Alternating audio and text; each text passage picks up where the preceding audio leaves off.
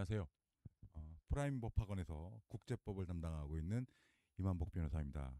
이번 강의의 목적은 뭐냐면 이제 25년도 9월 5일 드디어 이제 국제법 제 1순환 내지 심화순환이 이제 시작이 되죠. 그 시작에 앞서 가지고 언제나 그랬듯이 미리 이제 OT 강의를 여러분들 수강 선택의 어떤 수강 선택에 대한 지침, 정보 제공 차원에서 OT 강의를 미리 촬영하는 겁니다. 미리 촬영해 가지고 여러분들이 이제 이 OT 강의를 통해서 과연 제 강의 수강 여부를 결정하고 더 나가서 또 두 번째는 뭐냐면 뭐 일단 9월 5일 날 개강을 할 때 더 이상 이제 OT 강의를 미리 찍어놨고 그다음에 수강생은 이 OT 강의를 미리 들었다는 전제 조건 하에 바로 수업에 들어가려고요. 바로 수업에 들어가기 위해서 이 OT 강의를 미리 이제 촬영하는 것입니다. 이제 하나씩 이제 설명드리면 이번 심화 강의 계획과 관련해 가지고 이 심화 강의 계획 설명드리기 앞서 가지고 또 하나 이게 공지 사항이 있는데 뭐 이미 다 아시겠지만 우리 프라임 법학원이 이전을 했어요. 이사를 갔어요. 이사를 가가지고 지금 새롭게 옮긴 건물, 저도 이제 새롭게 옮긴 건물에서 처음으로 이제 OT 강의를 촬영하고 있는데 이 건물 이름이 일성 투레일이라고 하더라고요. 일성 투레일 건물 제 3층이에요. 일성 투레일 건물 제 3층 하면 여러분 뭐 모르시는 분도 있겠지만 모르시는 분이 많겠죠. 뭐 인터넷 찾아봐도 되는데 여러분한테 가장 알기 쉽게 설명한 게 뭐냐면 한림법학원. 한림법학원과 같은 동일한 건물. 뭐 저는 이제 경영진이 아니기 때문에 왜 한림법학원하고 동일한 건물을 사용했는지 잘 모르겠지만 하여튼 한림법학원이 있는 그 건물 제 3층입니다. 보니까 뭐 2층하고 4층은 한림법학원이고 우리 프라임법학원이 제 3층 중간에 3층을 쓰게 됐어요. 그래서 일성 투레일 건물 제 3층 즉 한림법학원이 있는 그 3층에 오시면 이 프라임법학원 사무실이 있습니다. 사무실이 있습니다.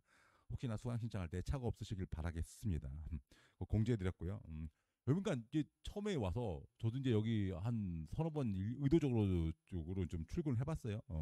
새로운 건물에 좀 적응할 필요가 있겠죠. 처음에 좀 어색하더라고요. 어색한데 두 번째 딱 와서 보니까 확실히 이 위치가 여기가 더 접근성이 좋은 것 같더라고요. 보니까 접근성이 좋고 정서적으로도 금방 적응이 돼요. 그래서 왜 정서적으로 금방 적응이 될까 이렇게 따져봤더니 이렇게 가만 보니까 예전에 그 프라임 법학원이 있었던 건물은 제가 진짜 몇 년도야? 아이고 한 40년이 흘러갔나요? 제 나이 밝히면 안 되죠? 40년 아니구나. 제가 외무고시 공부를 그쪽에서 했어요. 그러니까 옛날 구명칭으로 따지면 신림 이동 쪽에서 외무고시를 공부를 했고 여기가 이쪽 동네가 왜 정서적으로 좀 일체감이 되는가 했더니 제가 사법시험을 늦게 준비했던 사법시험을 이 동네에서 했어요. 이 동네에서 요쪽 구동이죠. 그 당시에 이제 구동이라고 하고 그래서 구동 쪽에서 사법시험을 준비해가지고 방황을 많이 했죠. 나이 들어서 시험 공부하느라고 여기저기 왔다 갔다 하는데 옛 추억이 떠오르더라고요. 그러면서 뭔가 정서적인 일체감이 딱 이곳에 딱 들더라고요. 그래서 아주 쉽게 적응이 됐어요. 그다음에 또 여러 가지 면에서 또 편리하더라고요. 밥 먹기도 편하고 하여튼 뭐 그다음에 이제 옛날 건물은 수직적으로 3층, 4층 그죠? 3층, 4층 이 수직적으로 건물을 사용했는데 사무실은 2층에 있고 여기는 뭐 3층 단층이 있어가지고 수평적으로 이동하면 될 것 같더라고요. 근데 한 가지 아쉬운 건 뭐냐면 제가 이제 삼순환 때부터 얘기하지만 제 삼순환 강의실이 이제 401호 강의실이었잖아요. 그 402호 강의실인데 올 삼순환 때도 말씀드렸는데 402호에서 많은 합격자가 나왔어요. 볼 때마다 이렇게 그 학생이 어디 앉았던 것이 기억나는데 이제 새롭게 건물을 옮김으로써 또 새롭게 시작을 해야 돼요. 새롭게 시작을 해야 된다는 얘기예요. 그래서 저한테 몇 호가 배정될지 모르지만 삼순환 기준이죠. 삼순환 기준으로 몇 호가 배정될지 모르지만 과거 건물에 401호의 신화를 갖다가 이 새로운 건물에서 새로운 호수아에 또 신화를 또 새롭게 만들어 나가야 되지 않을까 이렇게 생각해요. 그래서 삼순환 신화를 만들기 위해서는 뭐야? 그 전제 조건으로서 국제법 심화순환이죠. 심화순환이 상당히 중요하다는 얘기예요. 그것과 관련된 강의 계획을 갖다가 여러분들한테 가볍게 설명드리도록 하겠습니다. 뭐 길게 안 할게요. 보면 그래서 길게 안 하려고 제가 이제 자세히 써놨어요. 자세히 써놨다는 얘기죠. 그래서 보면 첫 번째 교재를 보면 교재가 이제 주교재가 있고 이제 참고 교재가 있어요. 주교재가 있고 참고 교재인데 주교재가 이제 실전국제법 심화 정리해가지고 제가 이제 삼순환 때 사용했던 교재예요. 정식 출간된 건 아니고 이제 그 학원에서 이제 가제 번역식이지만 상당히 깔끔하더라고요 보니까. 그래서 올 삼순환 수강생들한테 상당히 호평을 받았어요. 실전국제법 심화 정리 이 책하고 그다음에 뭐 오는 다 아시겠지만 국제법에서 판례가 상당히 중요하죠. 그래서 국제법 판례 갖다가 압축 요약한 거죠. 압축 요약한 요약집 이 두 가지가 기본 교재가 돼요. 기본 규제가 된다는 얘기예요. 그래서 국제법 판례 압축 요약집이죠. 국제법 판례 압축 요약집은 뭐 기존에 사용한 교재와 동일해요. 동일하고 있고. 그래서 만약에 제 강의를 이렇게 뭐 심화순환이나 삼순환 한번 들었던 분들은 이걸 갖고 계실 거라고 믿어요. 그래서 뭐 그분들한테는 이 압축 교재가 이제 필요 없어요. 없고. 그다음에 이제 앞쪽에 실전국제법 심화 정리죠. 이 실전국제법 심화 정리는 기본적으로 이제 실강생하고 온천반 수강생한테 무상 제공해요. 인강 수강생한테는 죄송한 말씀이지만 무상 제공을 못 하게 됐어요. 그래서 실강 및 온천반 수강생에게 무상 제공을 했는데 무상 제공하는 이유가 있어요. 이유가 있다는 게 저는 원래 이게 보면 비용이 뭐 얼마 안 되지만 자료는 유상수성원증이에요. 그래도 제 나름대로의 지적인 노력을 들었는데 그러다가 무상으로 배포한다는 것 약간 뭐 제 정서적으로 좀 전 받아들이기가 어려워요. 아무리 가격이 이제 약한 가격이라 하더라도 가격을 측정해가지고 유상 배포하는 것이 제 기본적인 원칙인데 그래서 항상 이런 문과 많이 들어가죠. 수강생의 실비 구매 가능 이런 문과 많이 들어가는데 이번에는 이제 태도를 달렸어요. 실전국제법 심화 정리는 실강하고 온천반 수강생한테 무상 제공하도록 했다는 얘기예요. 그럼 뭐 실강하고 온천반 수강생 꼬시기 위해서 뭐 무상 제공하는 거냐? 그건 아니다는 얘기죠. 여러분들이 뭐 무상 제공한다고 뭐 인강 들으실 분이 실강 듣고 그러겠습니까? 그게 아니라 이제 보면 제가 이제 보면 올 삼순환 때 보면 실전국제법 심화 정리를 그 비매폼으로 만들었어요. 비매폼 만들었는데 가만히 생각해 볼까? 그 이전에는 정식 출간을 했었거든요. 정식 출간을 했는데 정식 출간을 하는 것이 좋을까 아니면 비매폼을 만드는 것이 비매폼으로서 순수하게 수업용을 만드는 것이 좋을까 이렇게 고민하다가 결국은 이제 정보의 확장성 차원 제가 이제 정리한 국제법 지식의 확장성 차원에서 아직까지 확정된 건 아니지만 내년도에 삼순환 교재는 정식 책으로 이제 출간하도록 할 예정이에요. 왜냐면 또 몇몇 수강생들이 뭐 책으로 출간 안 하냐, 꼭 강의를 들어야지만 이 교재를 구할 수 있냐 이게 문의하시는 학생들도 좀 있어가지고 그냥 실전국제법 심화 정리라고 해가지고 뭐 명칭은 좀 바뀔 수가 있는데 내용은 크게 안 바뀔 것 같아요. 그래서 심화 정리해가지고 그걸 정식 책으로 출간할 거예요. 출간했다는 얘기예요. 출간할 때는 뭐야? 당연히 대가를 지불해야 되죠. 그래가지고 만약에 이번 순환에서 실전국제법 심화 정리를 갖다가 뭐 유상으로 제공한다고 하고 그 다음에 내년도에 실전국제법 심화 정리 정식 책으로 나온 책에서 또 사라고 얘기하면 여러분들한테 욕 먹을 것 같더라고요. 욕 먹을 것 같아가지고요. 어쩔 수 없이 요번 심화 순환 강의에서는 실전국제법 심화 정리를 갖다가 무상으로 제공하고 그다음에 이걸 좀 보완해야 돼요. 약간 보완해야 돼요. 뭐 보완한다는 게 어쩔 수 없이 보완할 수밖에 없는 게 뭐냐면 여러분들 다 아시겠지만 이제 뭐 우리 이제 그 신림동뿐만 아니라 뭐 대한민국에서 국제법을 기본서로서 중요한 기본서가 두 권이 있죠. 뭐 정유석 교수님의 신국제법 강의하고 김대순 교수님의 뭐 국제법론 두 권이 있는데 기본적으로 보면 이제 김대순 교수님은 이제 올해구나 아직 해가 안 지났으니까 올해 이제 작년에 개정하셨나? 하여튼 대규모 개정하시고 뭐 머릿말 읽어보니까 더 이상 뭐그 교수님께서 직접 개정은 안 하시겠다 이렇게 써는 걸 봤어요. 근데 이제 뭐 당연히 다른 교수님께서 이제 개정을 하시죠. 워낙 명저니까 다른 교수님께서 이제 개정을 하시겠죠. 근데 몇 년 주기로 개정할지 잘 모르겠어요. 그런데 이제 보면 우리 또 다른 교과서인 정희석 교수님의 이제 신국제법 강의는 매년 개정이돼요. 매년 개정되고 통상적으로 2월 말 3월 초에 나오긴단 말이에요. 근데 이제 개정되는 내용이 그렇게 뭐 많지는 않은데 기본적으로 이제 딱 몇 년간 이렇게 개정한 내용을 이렇게 살펴보면 표현을 약간씩 수정하시는 것 같더라고요. 꼼꼼히 읽어보면 표현을 약간씩 수정하는데 그 표현 수정하는 것은 우리 시험하고 전혀 상관이 없어요. 그러니까 교수님은 워낙 보니까 정희석 교수님 보니까 글 욕심이 많으셔가지고 이 글을 갖다 항상 쉽고 좀 전달력 있게 문장을 쓰고 싶어 하시는 것 같더라고요. 그래서 이미 의미가 충분히 잘 전달되는데도 불구하고 그냥 더 좋은 표현이 있으면 그걸 바꾸시는 것 같더라고요. 표현을 이렇게 바꾸시는 것 같은데 그건 뭐 우리 시험하고는 크게 관련 없고 또 하나 이제 개정의 주된 내용은 사실상 보면 판례예요, 판례. 새로운 판례가 들어가면 항상 그 부분을 갖다 이렇게 적극적으로 이제 그 신국제법 강의에 반영을 하시더라고요. 그래서 올해 시험도 마찬가지예요. 올해 작년도에 나왔던 그 이틀로스죠. 국제형법재판소의 공고적 의견 자체 기후변화 협약과 관련된 기후변화 협약 및 해양법 협약 환경조항과 관련된 그 이틀로스 공고적 의견 자체를 갖다가 작년에 나왔는데 그걸 갖다가 교재에 그대로 이제 반영을 해 놓으셨는데 그게 올해 이제 시험 문제 거의 뭐 30점짜리 나왔다고 해도 과언이 아니죠. 그래서 항상 보면 새롭게 들어간 판례들은 정리할 필요가 있어요. 정리할 필요가 있다는 얘기예요. 그런데 지금 이제 뭐 실전국제법 심화 정리 올해 만들었으니까 당연히 뭐예요? 올해 들어간 해당 판례를 갖다가 해당 판례를 제가 당연히 반영을 했겠죠. 그다음에 수업 시간에 뭐야? 이건 무조건 나온다. 뭐 시커먼 별표까지 쳐주면서 열심히 외우라고 제가 또 여러분들한테 강요, 강요까지 했다는 얘기예요. 강요까지 했다는 얘기예요.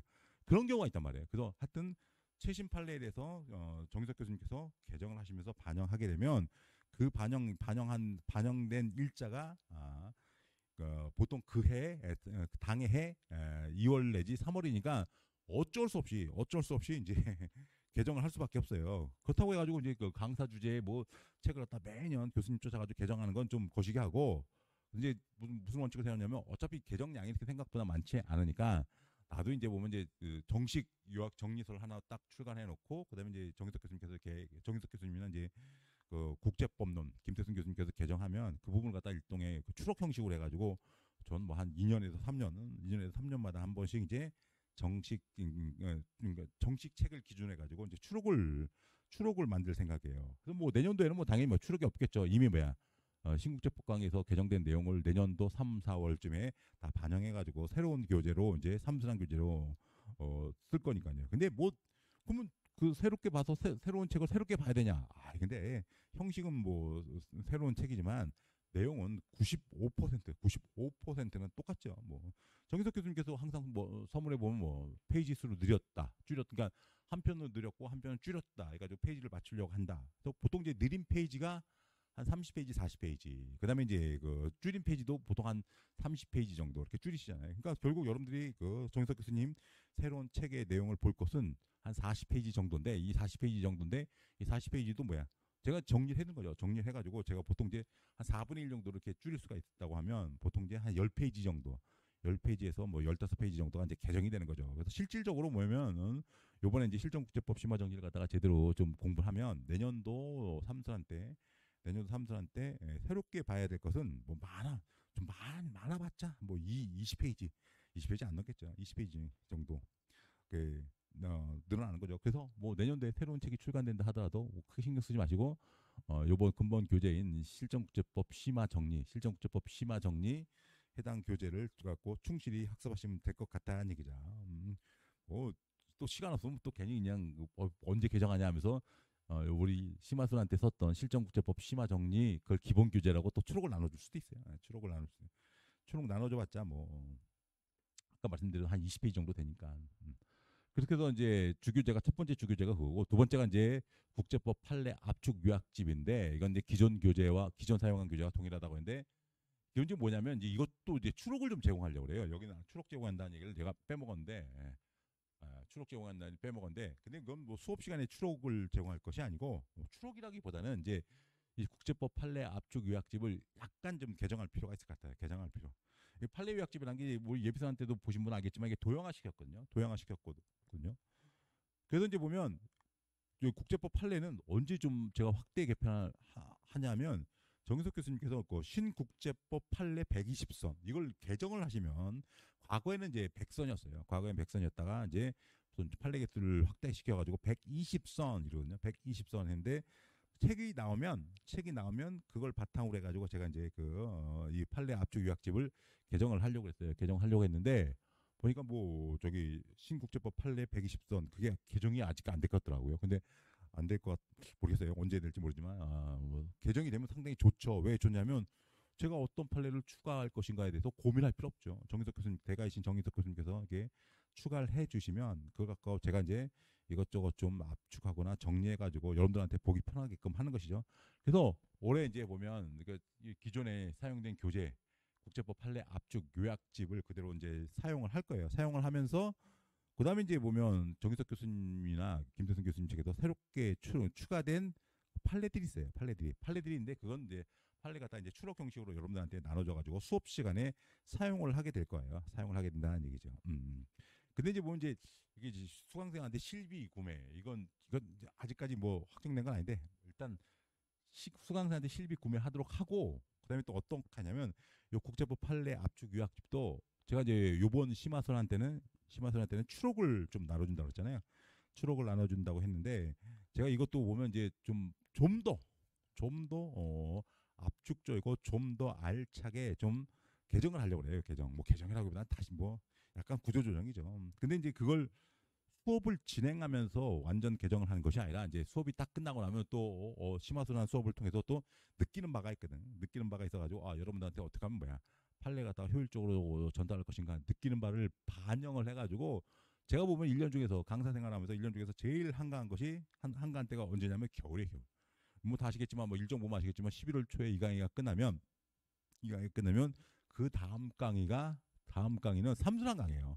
삼순환 강의가 이제 올해 기준 따지면 4월 중순이거든요. 그러면 11월 중순부터 12월 중순, 1월 중순, 2월 중순, 3월 중순, 4월 중순. 그건 5개월에 이제 공백기가 생겨요. 왜 그러냐면 제가 이제 이순환 강의를 안 하고 좀 이따 설명드리겠지만 심화순환로 통합을 하니까 4개월에서 5개월에 겨울 공백기가 있다는 얘기예요. 그럼 놀면 뭐 하겠습니까? 그때 이제 국제법 이렇게 자료 정리 좀 하고 또 개인적인 또 공부 좀 할 필요가 있는 거죠. 그때 좀 국제법 판례 압축 요약집을 갖다 이렇게 전면적으로 한번 이렇게 좀 틀을 좀 더 보기 좋게끔 지금도 뭐 나름대로 아니라 상당히 보기 좋죠. 상당히 보기 좋은데 좀 더 보기 좋은 자료로 만들 예정이에요 겨울에. 그래가지고 국제판례 압축 요약집 그래서 추록 플러스 구조조정하는 거죠. 기존 내용의 구조조정을 통해 가지고 새로운 교재가 만들어진다는 게 새로운 교재가 만들어지게 되면 기본적으로 이제 보면 그 심화순환 수강생에 한해서는 그 교재를 갖다가 무상으로 배포하려고 그래요. 무상으로 배포하려고. 왜냐면 이미 돈을 한번 지불을 했잖아요. 기존의 그 국제법 판례 압축 요약집과 관련해 가지고 뭐 우리 수강생분들이 실비 구매를 했기 때문에 이미 한번 거의 동일한 자료라고 볼 수 있는 그 자료에 대한 대가를 지급했기 때문에 제가 겨울 내내 이 국제법 판례 압축 요약집을 조금 더 가독성 있게 구조화시킨 그 요약집을 만들면 그거는 이제 심화순환 학생들에 한해서 내년도 뭐 한 3월이나 4월쯤이 되겠죠. 한해서 4월쯤이 되겠다. 3월 말쯤이 되겠다. 왜냐면 정희석 교수님 또 새로운 판 나오면 거기 있는 판례도 또 반영해가지고 압축할 필요성이 있으니까 뭐 3월 말쯤에 이제 심화순환 수강을 했다는 것을 여러분들이 이제 이렇게 그 근거를 제시하면 그러한 학생에 대해서 요 국제법 판례 압축 요약집 개정판이겠죠. 개정판을 갖다가 무상으로 이렇게 나눠드리도록 하겠다는 얘기예요. 그 왜 개정하려고 하냐면 기존의 것도 이렇게 좀 좋은 나름대로 괜찮아요. 학생들이 되게 좋아하더라고요. 근데 이제 보면 제가 이제 어떤 생각을 갖고 요 국제법 판례 압축 요약을 갖다가 제가 구조 개편을 하려고 하냐면 여러분들 시험이 보면 올해 시험도 그렇지만 뭐 계속적으로 이제 판례의 비중이 되게 높아지고 있어요. 특히 고득점을 받기 위해서는 판례 법리에 대한 이해와 암기 없이는 고득점을 받기가 상당히 힘들 것 같아요. 그래서 이제 보면 그래서 여러분들한테 가독성 있게 지금도 충분히 가독성 있지만 더 가독성 있는 판례 압축 요약집. 그다음에 더 나가서 시험장에서 우리 옛날 사법시험 표현으로 현찰 그랬거든요. 바로 즉각적으로 활용할 수 있는 지식과 관련된 문장을 보다 압축적이고 또 보다 가독성 높은 형식으로 다시 한번 재편집을 한번 해볼까 한다는 얘기예요. 그래가지고 그렇게 이제 판례 압축 자료를 갖다가 좀 가독성 있고 그다음에 현장에서 활용할 수 있는 문장으로 다시 만들어 놓으면 나중에 이제 최종 정리할 때 저는 이제 당연히 실전국제법 심화 정리 이걸 갖고 이제 최종 정리를 하려고 여러분들한테 요청하는데 혹시나 고득점을 받으려면 판례 법률을 제대로 답안지에 기재하는 것이 중요하기 때문에 또 수험생에 따라서는 나는 일반 내용도 당연히 중요시하지만 판례를 갖다가 보다 또 정확하게 현출하도록 하겠다. 그래서 최종 정리 때 반드시 판례만 갖고도 한번 정리할 수 있도록 하겠다라고 욕심을 갖는 학생이 있어요. 상당히 좋은 욕심이다는 얘기예요. 그래서 그런 분들을 위해서 국제법 판례 압축 요약집을 보다 가독성 높게 구조 조정할 생각이에요. 얼마나 성공할지는 제 겨울의 노력에 따라 달라진 것이죠. 또 왜 그러냐면 왜 국제법 판례 압축 요약을 구조 조정하려고 하냐면 구조 개편하려고 하냐면 여러분들 보면 이제 여러분들 시험이 이제 그 사례 형식으로 나오잖아요. 사례 형식으로 나오게 되는데 사례 형식으로 나올 때 여러분들 보면 사실관계를 좀 바꿔놓으면 그 사실 쟁점은 동일한데 사실관계를 좀 바꿔놓으면 그 적용하는데 상당히 어려움이 있는 것 같더라고요. 어려움이. 물론 이제 사례 훈련이 이제 부족하니까 어려움이 있겠지만 근데 결국 뭐냐면 그걸 극복하는 방법은 뭘 사례를 갖다 많이 풀어보는 것도 방법이에요. 근데 사례를 많이 풀어보는 것도 방법인데 제가 생각해 옛날 사법시험 경험에 비춰볼 때 제가 생각하기에 여러분들 보면 이제 주변에 이제 그 통상직이라든지 아니면 행정고시 공부하시는 분들 행정법 공부하는 거 보세요. 행정법 공부하시는 분들 보면 가장 기본적으로 보는 게 뭐냐면 행정법 판례집을 봐요. 판례집. 그 판례집을 통해 가지고 판례 법리뿐만 아니라 판례 법리가 도출되는 사실관계 이런 것들도 머릿속에 정리하고 있거든요. 근데 판례와 관련된 사실관계가 행정고시 행정법에서 사례로 나오는 경우가 많아요. 근데 우리 국제법도 그러한 경향이 좀 강해지고 있지 않은가 뭐 이런 생각을 해요. 그래서 판례 법리뿐만 아니라 판례 법리가 도출되는 상황적 맥락을 갖다가 뭘 통해서 판례를 통해 가지고 정리하는 것이 바람직하다. 그것이 바로 보다 사례 시험에 적응하는 중요한 어떤 길이 되지 않나 이런 생각을 하겠다는 얘기예요. 그래서 지금도 이제 보면 이 판례 압축 요약집 보면 제가 이제 도형화 시켜가지고 사실관계를 정리해가지고 그게 잘 들어온다는 수험생이 있는데 그것보다도 보다 더 사실관계를 갖다가 보다 더 정밀하게 정리를 할 예정이다는 얘기예요. 그래가지고 겨울 때 한번 제 노력을 쏟아 부어가지고 내년도 3월쯤에는 새로운 판례 압축 요약집을 만드는 것을 여러분들한테 좀 확약을 하는 거죠. 약속을 하죠. 그때 이제 심화순환 들었던 분들은 처음엔 유상성 원칙이지만 그 자료에 대해서는 저기 심화순환 수강생임을 입증을 하게 되면 보상으로 나눠드리겠다는 얘기죠. 그 이제 주교재가 이제 두 가지예요. 이 두 가지는 뭐냐면 실전국제법 심화 정리하고 국제법 판례 압축 요약집 이 두 가지는 심화순환뿐만 아니라 결국 삼순환 때도 그대로 사용될 교재다는 얘기죠. 그래서 지금 심화순환 때부터 삼순환 때 사용될 교재에 대한 좀 익숙도를 좀 숙련도를 높일 필요가 있게 되겠다는 얘기죠. 그다음에 또 주교재 두 번째가 뭐냐면 이제 사례와 관련된 문제거든요. 사례와 관련된 문제인데 이거 두 권이에요. 두 권이 하나 뭐냐면 국제법 연도별 기출문제 해설 해가지고 제가 이제 정리한 거죠. 그다음에 국제법 기출문제 해설 2 있어요. 2. 그래서 1, 2가 있어요. 1, 2가 있는데 밑에 강의 특징에 나중에 이제 설명드리겠지만 1은 뭐냐면 우리 외교관 후보자 시험 문제를 갖다가 연도별로 쭉 풀었어요. 연도별로 쭉 푼 것이 이제 국제법 연도별 기출문제 해설이다. 그러면 국제법 기출문제 해설 2는 뭐냐? 2는 뭐냐면 과거의 행정고시 외무고시 때의 문제. 그다음에 이제 변호사 시험이죠. 변호사 시험의 중요한 출제 범위 중 하나가 국가책임법하고 조약법이죠. 국가책임법하고 조약법과 관련된 문제를 갖다가 풀어놨다는 얘기예요. 꽤 많은 양이 된다는 얘기예요. 더 나아가서 이제 정희석 교수님께서 국제법 시험 25년 해가지고 예전에 서울대학교 재직 중에 계실 때 학교 시험 문제로 냈던 것 중에 또 중요한 사례 문제가 있으면 그 중요한 사례 문제를 갖다가 제가 개인적으로 해설을 달았다는 얘기예요. 그래서 문제의 수가 꽤 많아요. 꽤 많다는 얘기예요. 그래서 사례 분석과 관련된 교재로서 국제법 연도별 기출문제 해설 1, 그다음에 기출문제 해설 2가 있다. 이것도 이제 추록 제공이죠. 이것도 아마 제가 쓰길 3년 전에 썼으니까 2년 전에 썼나? 3년 전에 썼나 해가지고 2, 3년치 추록을 갖다가 제공한다는 얘기예요. 2, 3년치 추록을 제공할 예정이다는 얘기죠. 그래서 이 주교재가 이제 수업의 주된 교재가 되는 거예요. 수업의 주된 교재가 되고 그다음에 이제 보면 이제 참고 교재와 관련해 가지고 보면 참고 교재는 첫 번째 학제 통합 논술 국제법 기출 해설해 가지고 또 제가 이제 그 학제 통합 논술 국제법 문제를 갖다 연도별로 쭉 풀어놓은 게 있어요. 연도별로 쭉 풀어놓은 게 있다는 얘기예요. 이거 이미 갖고 계신 분들은 그냥 그 기존 자료를 그대로 쓰면 되는 거고 또 새로운 강의 수강자는 구입을 원할 때 또 실비로 구매 가능하도록 한다는 얘기예요. 여기서 당연히 올해 2025년도 통합논술 국제법 문제 해설 추록도 제공할 예정이다는 얘기야. 그다음에 이제 국제경제법이죠. 국제경제법은 이건 국제통상직 수험생이 하나 하게 되는데 국제경제법 기출문제 해설집 해가지고 국제통상직 수강생이 구입을 원할 시에 이것에 대해서 또 자료를 제공하도록 하겠다는 얘기죠. 스프링 제본은 꽤 이쁘게 돼 있어요. 갖고 계신 분들은 별도로 구매할 필요가 없을 것 같다는 얘기예요. 이것도 당연히 25년도 문제 해설 추록을 제공할 예정이다는 얘기죠. 그다음에 이제 강의 특징인데 이제 강의 특징은 이제 교재하면서도 어느 정도 설명을 들었는데 강의 특징을 보면 가장 큰 특징이 뭐냐면 저한테는 2순환이 없어요. 국제법 1순환과 2순환을 통합한 심화순환. 그래서 저는 이제 심화순환 이렇게 말해요. 예비순환을 하고 안 하고 기본순환, 심화순환, 그다음에 이제 3순환인데 3순환도 별도의 명칭을 붙일까 좀 고민 중이에요. 심화순환으로서 25년도 5월 3순환의 강의의 확장판이에요. 3순환 강의. 제가 말씀했잖아요. 이게 저 주교재가 뭐야? 삼순환 강의하고 거의 동일하다고.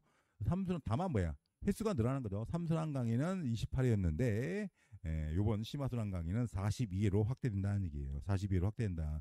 보통 이제 이 학원가에서 아마 일순환하고 이순환을 합쳐놓으면 한 50회가 되는 것 같아요. 50회가 되는데 근데 제 개인적인 생각이지만 그 일순환하고 이순환 저도 초창기 때 그 나눠서 해봤는데 문제점이 뭐냐면 일순환이 횟수가 좀 적어요. 횟수가 적어. 그래서 이 국제법과 관련된 뭐 쟁점, 판례, 사례를 다 커버하기에 되게 애매해요. 애매한 횟수예요. 그럼 그거 나머지는 어디로 넘기냐면 결국 이순환으로 넘기겠는데 또 이순환 때 또 뭐 사례만 풀기도 뭐 하잖아요. 그래서 이런 설명하다 보면 또 이순환도 약간 좀 부족한 것 같아요. 그래가지고 더 나가서 뭐야? 이순환 때는 뭐야? 또 그 필세 시즌이잖아요. 그래서 이순환을 갖다 못 듣는 학생들도 꽤 많아요. 그리고 나서 이제 삼순환에 들어오면 갑자기 삼순환이 어려워지는 거죠. 삼순환이 어려워지게 된다는 얘기죠.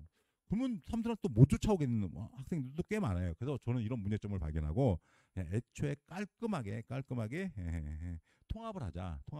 그래서 원래 통상적으로 한 50회 되는 걸 갖다가 저는 한 42회로 이렇게 줄이고 나머지 회차를 갖다가 어디에 또 배분하냐면 삼순환 때 배분해요. 그래서 삼순환 때 다른 학원의 강의들은 보통 한 22회 뭐 이렇게 하는데 저는 다른 학원 강의보다도 한 5, 6회를 정도 확대시켜가지고 28회로 이렇게 커버를 한다. 그래서 삼순환 때도 사실상 뭐야? 판례하고 사례하고 기본 쟁점을 모두 다 다뤄요. 모두 다 다루게 된다는 얘기죠. 그래서 근데 다만 뭐야? 심화순환과는 달리 보다 스피드 있게 이제 쟁점이나 판례나 사례를 다루는 것이죠. 그래서 보시면 제 삼순환 강의 특징, 그래서 항상 기준이 삼순환인데 삼순환 강의는 뭐 2025년도 외경 후보자 선발 국제법 시험의 출제 쟁점을 모두 다 커버했어요. 항상 저는 다 커버했어요. 잘난 체는 같아서 좀 죄송한데 항상 다 커버했다. 제가 이제 삼순환 강의 때 항상 뭐라고 얘기하냐면 제 삼순환 강의하고 그 교재에서 안 나오면 제 멱살 잡으러 오라고 그러세요. 멱살 잡으러. 올해도 그랬고 작년에도 그랬다 얘기죠.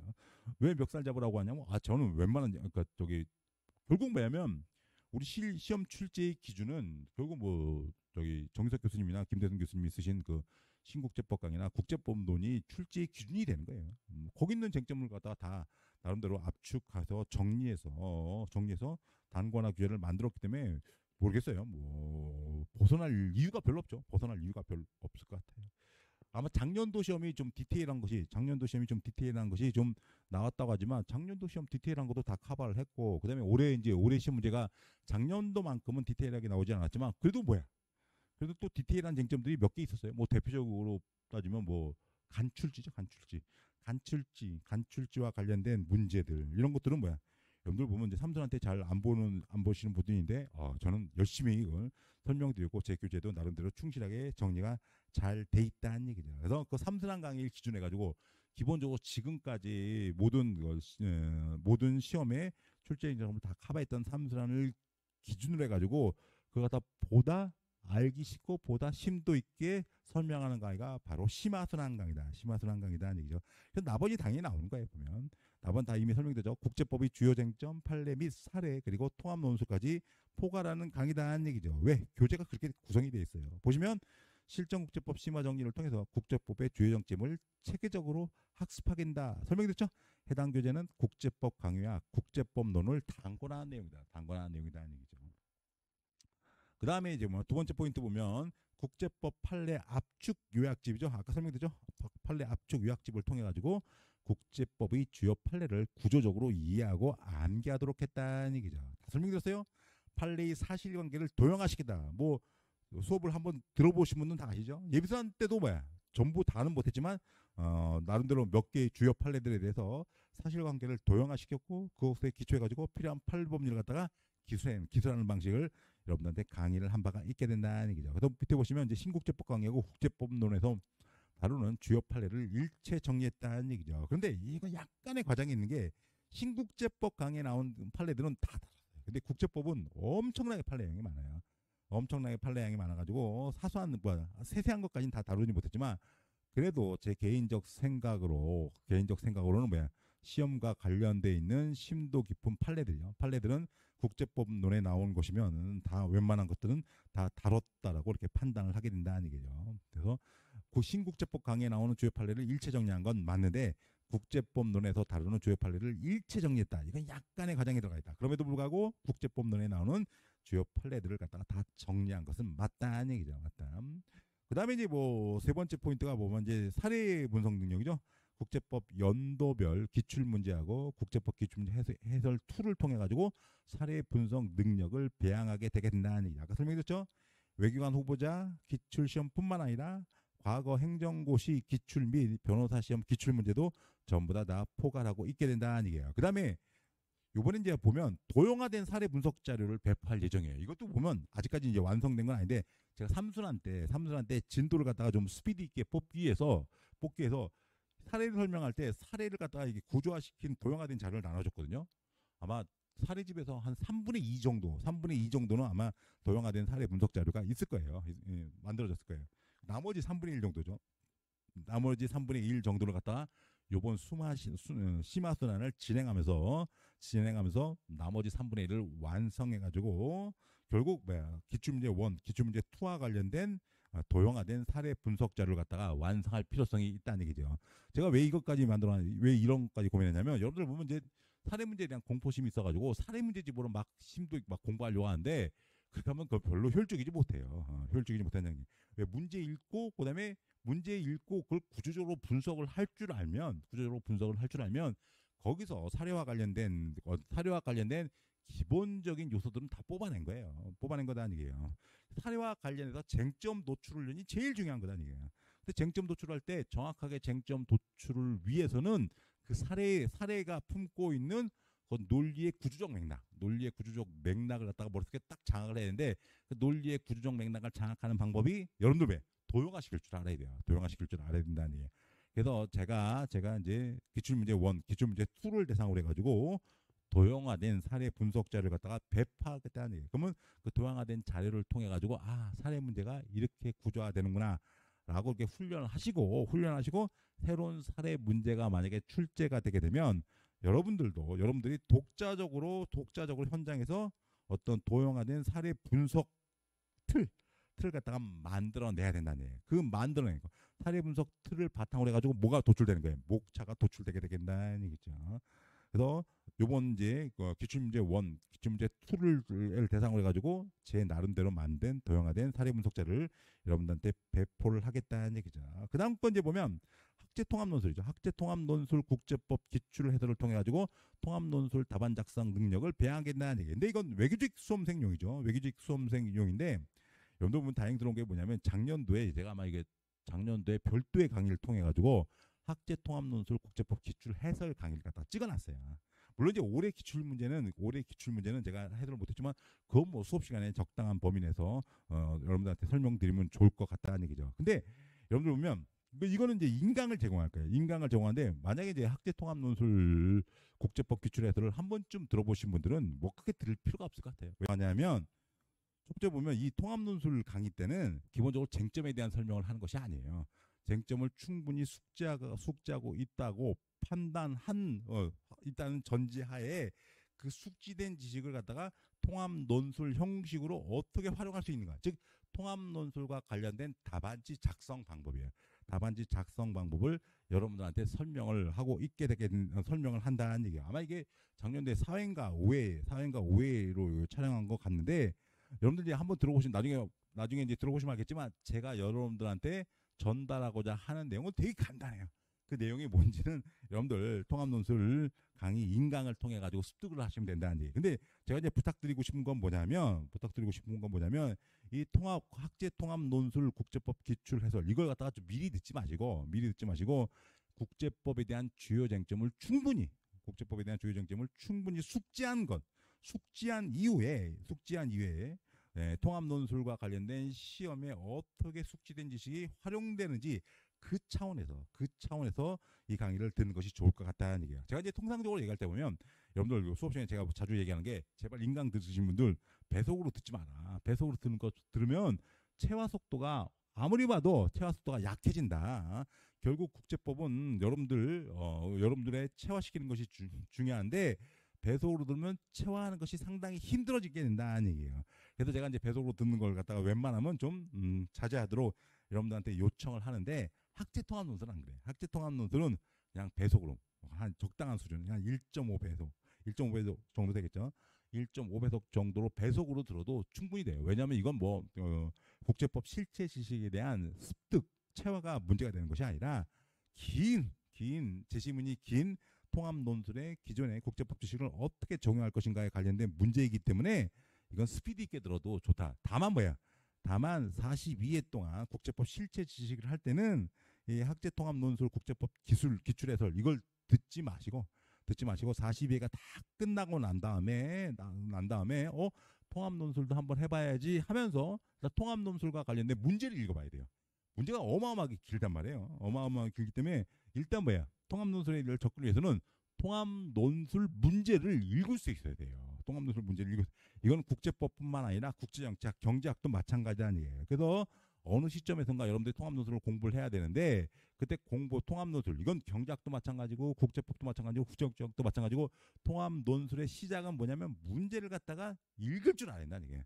중간에 읽다가 지치면 돼, 안 돼? 안 된다는 얘기예요. 그래서 통합 논술과 관련된 문제를 읽으면서 이런 것들을 갖다가 기존 국제법 지식을 활용해가지고 어떻게 정리할 것인가와 관련된 방법론의 문제라는 얘기예요. 방법론의 문제이기 때문에 이거 갖다가 뭐 일찍이 들을 필요 없으시고 예를 들어서 뭐 좀 국제법 실제 지식 끝난 다음에 이제 피셋이 바쁘신 분들은 그냥 피셋 수업을 듣고 피셋 공부하시고 나서 3월달에 뭐 한 하루나 이틀 잡아가지고 스피드 있게 듣는 것도 방법이다는 얘기예요. 그래서 적절히 이 학제 통합 논술 국제법과 관련된 것들을 잘 활용하시면 좋을 것 같다는 얘기죠. 그다음에 또 하나 보면 이제 예전에는 올해 말고 작년까지는 통합 논술이 1, 2로여서 배점이 상당히 셌단 말이에요. 국제법만 가지면 1, 2에서 60점이 되는데 올해는 왜 통합 논술이 한 과목으로 축소가 됐죠. 그래서 경제학, 국제정치학, 국제법이 갖는 점수가 30점에서 35점으로 축소가 됐다는 얘기예요. 그렇기 때문에 그 배점에 맞는 공부양을 적정하게 설정을 해야 된다는 얘기예요. 그래서 제가 작년도 강의까지만 하더라도 통합논술 2과목이기 때문에 소리하면 안 된다. 결국 통합논술이 합격자 평균 이상을 받아야지만이 원활하게 수월하게 합격할 수 있다라고 얘기했는데 제가 아마 올해부터는 약간 논조를 달렸어요. 통합논술 갖고 합격할 수도 있겠지만 통합논술은 더 중요한 건 뭐냐면 통합논술은 방어 과목이라는 얘기예요. 특히 뭐 글쓰기에 항상 열등감이 있는 수험생들은 더욱더 그래야 돼요. 방어 과목으로서 통합논술을 준비를 해야 된다는 얘기예요. 그런데 오히려 방어 과목으로서 준비를 하다 보면 오히려 이게 또 고득점이 나올 수도 있어요. 그런 사례들이 왕왕 있다는 얘기죠. 그러니까 하여튼 통합논술에서 너무 많은 시간을 쓰지 마시고 방법론 차원에서 통합논술 공부를 해주시면 좋을 것 같다는 얘기예요. 그 다음에 더 나가서 두 번째는 뭐냐면 그러니까 통합논술에 대한 공부 방향이에요. 첫 번째 내 실체적 지식을 알려고 하지 말고 실체적 지식은 뭐야? 본 국제법 수험 공부를 통해서 습득을 하는 거고 통합논술은 방법론 차원에서 접근하시면 될 것 같다는 얘기예요. 그다음에 두 번째 보면 지금 이제 한 과목으로 줄어가지고 시간을 갖다가 축소시킬 필요가 있는데 통합논술 기출문제 다 풀면 어마어마해 양이 이게 그 두 세트씩 나오잖아요. 통합논술 1, 2 해가지고 벌써 11년인가 12년이 흘렀고 올해부터 한 과목으로 줄어들었다는 얘기죠. 그러니까 실질적으로 하나로 생각하게 되면 한 25년치가 쌓인 거예요.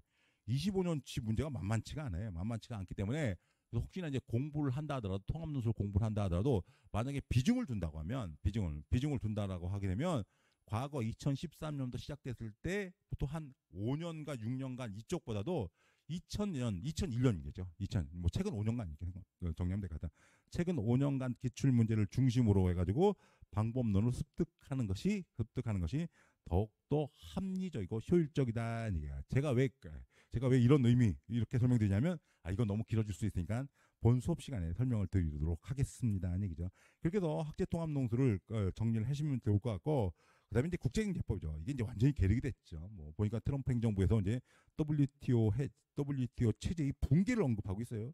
WTO 체제의 붕괴를 언급하고 있는 이 상황에서 과연 국제경제법을 언제 얼마만큼 공부해야 될까? 물론 우리 국제정치학에서 국제정치 경제론에서는 중요성이 더욱더 커지는 거죠.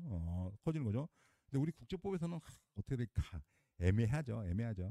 특히 통상직 보시는 분들은 그래도 뭐야 한 20점에서 30점짜리가 나오는데 우리 외교직 보시는 분들 과연 국제경제법이 나올까 참 고민이 많이 될 것 같다. 고민할 거 별로 없다는 얘기죠. 그래서 보시면 그 제공한 강의잖아요. 국제경제법 기본 또는 심화 강의 이거 인강 제공에 잘 찍어놨어요. 그래가지고 기본적으로 이건 외교직뿐만 아니라 통상직 공통으로 이렇게 들어보실 필요가 있겠어요. 만약에 전혀 기본이 안 돼 있다면 국제경제법 기본 강의 인강을 들으시면 될 것 같고 그다음에 어느 정도 기본기가 돼 있다라시는 분은 뭐야 국제경제법 심화 강의를 갖다가 들으시면 좋을 것 같다는 얘기가 한번 딱 들어놓으시면 아마 제가 이제 정리된 자료가 있는데 제가 계속 이 강의 찍으면서 뭐라고 얘기하냐면 이거 한 번 정도 들으면 결국 뭐야 한 많아봤자 40페이지에서 50페이지 범위에서 정리가 가능하다. 한번 딱 정리해놓으면 뭐야 그럼 뭐 순환마다 주기적으로 할 필요 없이 40페이지 여러분들 보면 40페이지 정리하는데 얼마나 걸리겠어요. 반나절이면 걸리지 뭐. 반나절. 그래서 제가 계속 수업 시간에도 얘기해요. 국제경제법 수업 시간에도 이거 반나절에 정리할 수 있도록 여러분들 나름대로의 정리를 해두면 또 제가 정리해놨어요.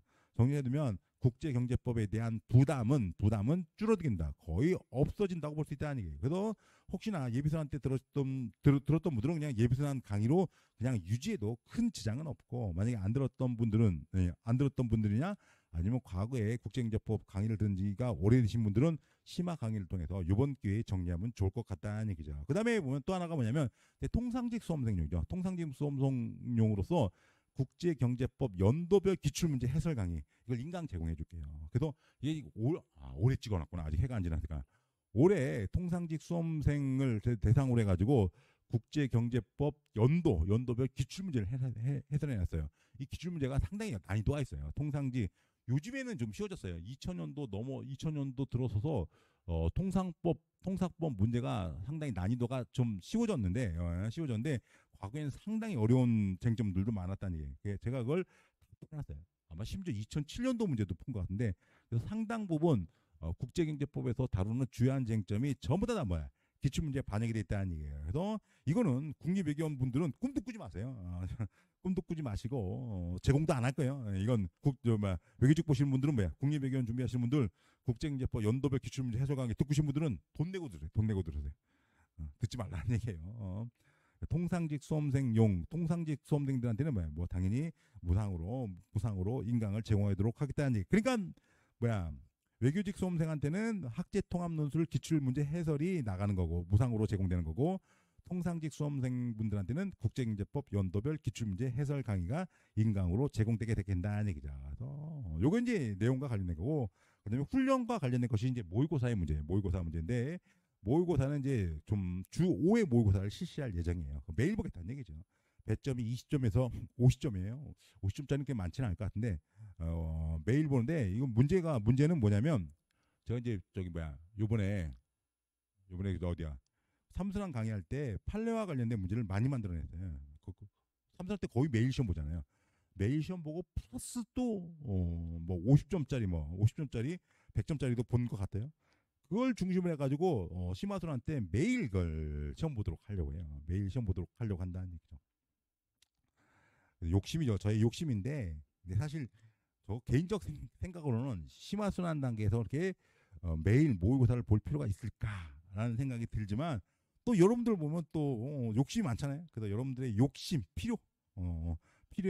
필요를 충족시키기 위해서 거창하게 주 5회 모의고사 배점 20점짜리에서 50점짜리 갖다 출제하도록 하고 근데 사실 그 심화순환 수강하신 분들 또 실력이 또 차이가 있어요. 뭐 일찍 시작한 분도 있고 좀 늦게 시작한 분도 있고 그다음에 연차가 또 1년 더 앞서신 분들이 있는데 모든 분들이 이게 실력이 공통적이지 못해요. 그래서 아마 실력이 조금 아마 오래 시작하신 분들은